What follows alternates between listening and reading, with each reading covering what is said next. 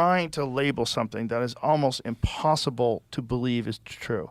That I'm saying sounds with my mouth and you know what I'm thinking. We're like sharing a context and a language, and we have all these words that are connected to very specific things that we're very aware of. Meanwhile, we're hurling through infinity on an organic spaceship that's spinning 1,000 miles an hour in a shooting gallery of asteroids and comets, and this is all these things are true, and we're finite life forms that are constantly innovating and trying to escape the boundaries of our eventual demise physically, psychologically. We're trying to connect each other on the internet and put chips in our brains, and it's wild what's happening. And in the middle of all this, there's a battle, a true battle in 2023 over censorship, a real battle, like the likes of which I've never seen, because as a kid growing up, there was no arguments against freedom of speech in America. Right. I do not remember ever seeing someone argue against freedom of speech. It certainly wouldn't have been someone on the left. Yeah.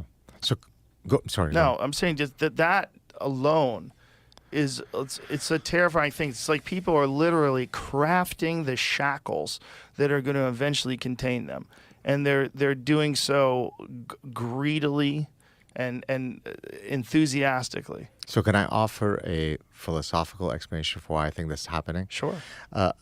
Some of your viewers may have heard me mention this elsewhere, but it's worth repeating. So in my last book, In the Parasitic Mind, I talk about two ethical systems, deontological ethics and consequentialist ethics. Deontological ethics is an absolute statement. For example, if I say it is never okay to lie, that is a deontological statement. If I say it is okay to lie to spare someone's feelings, so the example that I often give is if your spouse asks you, do I look fat in those jeans, then put on your consequentialist hat really quickly and then lie, right? So for most things, most of us are going to be consequentialists. But when it comes to certain fundamental principles that define, say, Western values, those have to be deontological. Yeah. Right? And so, as to your point, until very recently, we all agreed that presumption of innocence was a deontological statement that can't have a but associated to it. You can't say, I believe in presumption of innocence, but not for Brett Kavanaugh. I believe in freedom of speech, but not for Donald Trump. And so one of the reasons why I've gotten into a beef with someone that we both know well is because that person has repeatedly violated what he should know better, which is that deontological principles by definition should never have the but qualifier. Yeah. But now it has become perfectly okay when talking about freedom of speech to tackle it from a consequentialist perspective. Don't criticize Islam because that means you're hurting people's feelings. Therefore, shut your mouth, right? No, you can criticize Islam, you can criticize Judaism, you can criticize evolution, you could do whatever. There is no but, right? And I think if we can ever return to understanding the distinction between deontological and consequentialist, I think we'll be back on the right track. What do you think got us on the wrong track in the first place? So I think it's the distinction between reason and feelings. We're both a reasoning animal and a thinking animal, but there's been now too much emphasis placed on feelings, right? So if I tell a truth that is hurtful to someone, then I should not tell the truth. So I've often, when I went in front of the Canadian Senate, as did Jordan, for Bill C-16, the transgender bill, neither of us was arguing that transgender people shouldn't live with full dignity and so on. But what we were arguing is that in the pursuit of that noble goal, you don't murder truth, right? So if I were to say it's insane for 6'4" biological males to walk into female spaces, that makes no sense. I'm not erasing transgender people, right? But if the optimization metric is make sure to not hurt people's feelings, you start conflating these things. Yeah. Does that make sense? Yeah.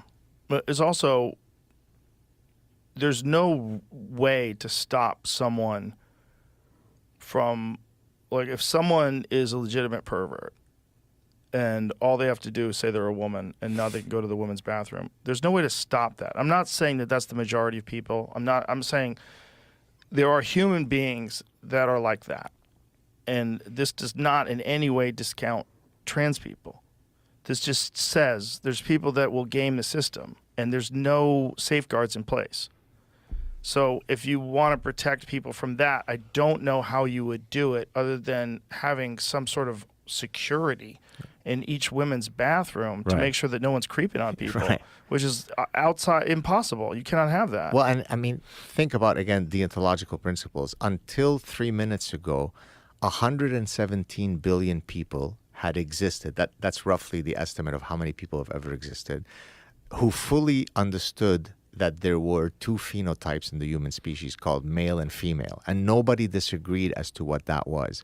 But suddenly now it is really controversial to argue that, and that's why I do some of the satire and sarcasm on social media. It's not to be mean or flippant. It's because the only way you can handle some of the lunacy we're saying is through derision, through mockery, because it's insane. I mean, we are the product of 117 billion people who exactly knew how coupling works, but now we can no longer say it.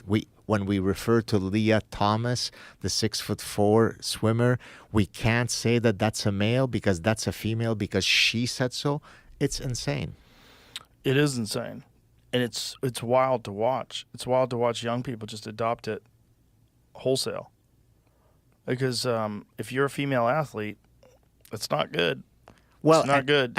It's unfair. And I mean, that's the exact idea, right? Because people talk about it's unfair to the transgender athlete. What about the unfairness to all of the biological females who are being screwed by this, right? Yeah, there was a woman who came on Trigonometry recently, and she had a very detailed depiction of all the different advantages that, even with a reduction of testosterone, that the male frame has.